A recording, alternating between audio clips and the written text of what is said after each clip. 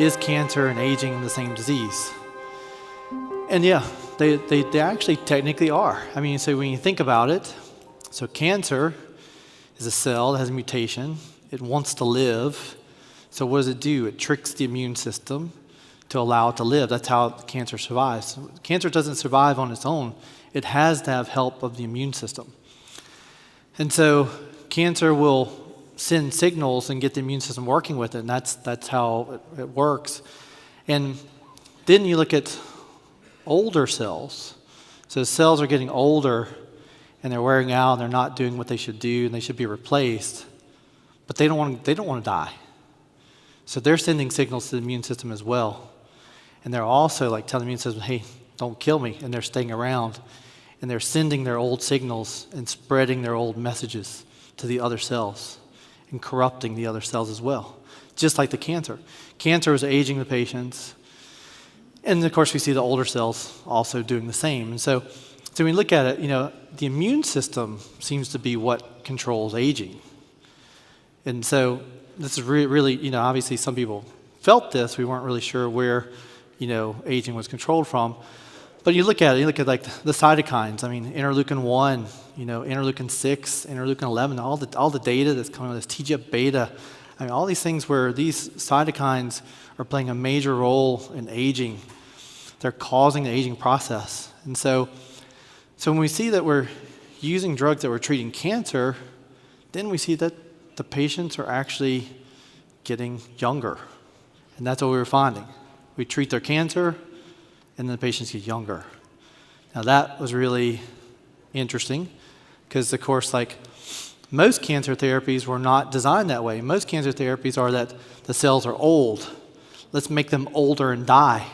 Let's give them chemo, let's give them radiation so they get older and they die. And that's the standard treatment. It's not to make them younger. So it was the wrong way. So that's one of the things that we see is that we start treating the patients with immunotherapy, and the patients, their tissues were getting younger. I mean, I had patients like their livers were bad. I give them cancer immunotherapy. Now all of a sudden their liver regenerates. And you start looking and saying, gosh, wait a minute, their arthritis is better. Their spine is better. Other things are better, but I'm giving them immunotherapy. I'm treating their cancer, yet I'm making them younger. So, it's really interesting that connection. But when you see it, you can see how the parallel between cancer and the old tissues. So of course, when we cure cancer, which we know basically how to do now with immunotherapies, we can cure some advanced cancers.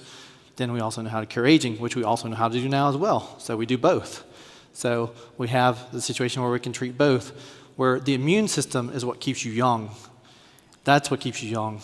And so when you stimulate the immune system properly, there's another part of the immune system that people didn't see. Everybody sees the side. They say there's one that attacks things like bacteria, viruses, cancer. And there's another that protects you against that from being over-aggressive. But there was a middle one. There was one they didn't see. It doesn't actually stimulate a significant aggressive immune response, but it eliminates a lot of the older senescent cells. And so and now we know how to manage this, and this is, of course, what we're doing. And particularly when you look at it, it's heavily involved with TGF-beta, with interleukins. And so, when we look at like the things of aging, and you look at David Sinclair with his work with his, information theory of aging. I'm a huge fan of David Sinclair, completely believe in a lot of stuff he does. And I thought that he was kind of right. I said, I think that this makes sense. We should study this. But then I started looking at the stuff that he uses to reprogram. It's the same drugs that we use to treat cancer. TGF-beta inhibitors, other stuff. I started seeing it as like, these are the same drugs. It's the same thing.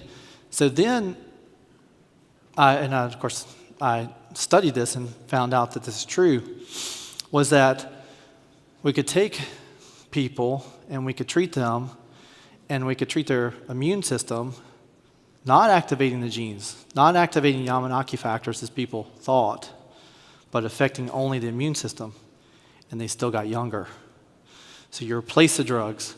So instead of using something like where it would activate SOX2, which I might think is being one part of the thing, you do a TGF-beta inhibitor, and it still works. You don't need that. And the other part is that once you start the process going, the immune system takes over. You don't have to keep giving the people the drugs. They get younger and younger by themselves. The immune system takes over and does it. And that's what we're seeing. But you look at like treatments for cancer. So, obviously TGF-beta inhibition, it's an area, it's amazing. I mean, TGF-beta was first discovered in the late 70s, was really kind of ignored, but everybody's looking out of context. I mean, you have to look at this as a whole system with an immune system. Everybody's looking at cells. Like, what does it do with a cell? That's not the same. What does it do with the whole body? How does it interact with the whole body? And that's why they missed it. So then, of course, the gut microbiome. I mean, look at this, like, we use the gut microbiome a lot to treat cancer, to enhance the immune response. You can take a gut microbiome from a patient who's younger, transfer it to a patient who's older, and you will see age reversal. That's been shown. So, of course, cytokines, manipulating the cytokines. Well, interleukin-1. Interleukin-1, inhibiting interleukin-1 with the drug anakinra was more anti-aging than doing blood transfer from from young blood to old blood. The same studies. That's where the real factors were. They're in the interleukins. And then the HDACs. HDACs are immune enhancing. They open up the DNA, allow for different reading. And so certainly these things were kind of ignored, but they were seen to be very anti-cancer. And it was surprising that you start looking at these things together and you start seeing all the different anti-aging process. And then you start looking, where's the data? Well, then you check it out. TGF-beta, regular aging, right? Gut microbiome, aging. Interleukin-1, aging. HDAC, aging. All cancer treatments, all anti-aging. It's the same disease. Cancer and aging are the same disease. They're a little bit different. The cancer has some mutations that makes it want to do things, but it wants to live. Old cells want to live. It's the same thing. So when you alert the immune system to attack these, which you can do, which you understand how to do now, then it makes the person younger. So, why do we age? I mean, you have all the DNA that when you're a baby. I could clone you. I could make a baby of any person. So why do we age? What happens? I mean, we obviously have things with methylation and those parts, and there's definitely some things there that are integrated with it, and we don't fully understand yet, but I think we're getting there.